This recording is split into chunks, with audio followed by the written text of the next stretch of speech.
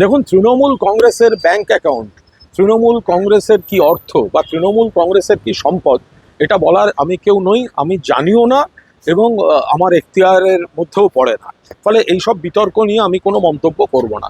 কিন্তু যে বিধায়করা ওই চাটন ঋত এবং যে বিধায়ক এ বিষয়ে প্রশ্ন তুলেছেন, আমি শুধু তাদের বলি, আচ্ছা ঋত আগে স্পষ্টভাবে বলুক, যদি তৃণমূলের অ্যাকাউন্টে যে টাকা আছে সেটা যদি খারাপ টাকা হয়, ঋত এবং তার যারা স্বাক্ষরকারী বা তার যারা সঙ্গী তারা বলুন, নির্বাচনের আগে দলের অ্যাকাউন্ট থেকে আপনার অ্যাকাউন্টে টাকা গেছে কি যায়নি। দুই, দলের অ্যাকাউন্ট থেকে নির্বাচনী কাজে যদি চাটন ঋতর অ্যাকাউন্টে বা এই প্রতিবাদী এখন যারা সই করছে তাদের অ্যাকাউন্টে টাকা গিয়ে থাকে, তাহলে সেই টাকার অ্যামাউন্ট কত।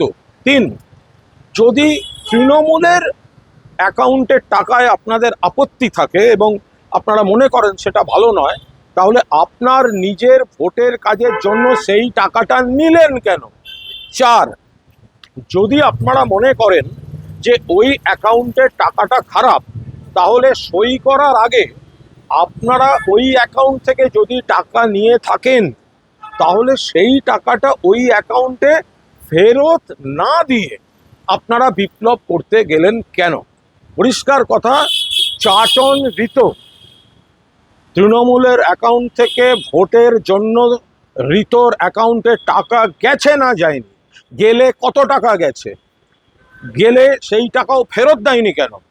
আর যদি ফেরত না দিয়ে থাকে, নিজের কাজে নিজের ভোটের কাজে ব্যবহার করে থাকে, তাহলে সেই টাকা নিয়ে প্রশ্ন তোলার নৈতিক অধিকার এদের আছে, নাকি অন্য কারুর হাতে তামাক খেয়ে এই ধরনের নোংরামি করতে নেমেছে।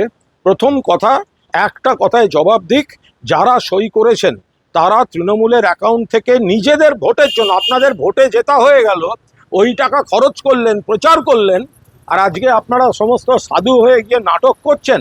আগে বলুন আপনারা টাকা নিয়েছেন কিনা, নিলে কেন এখনো ফেরত দেননি, আর কত টাকা নিয়েছেন।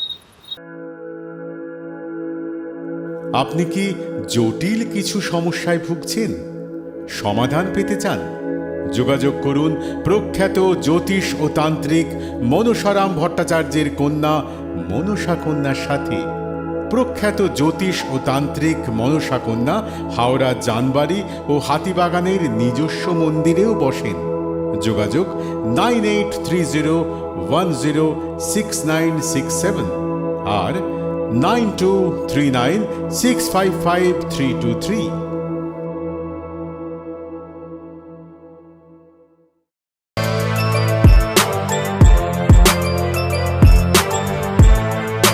এখন অনেক বড় শ্রী লেদার্স হাওড়া ময়দান।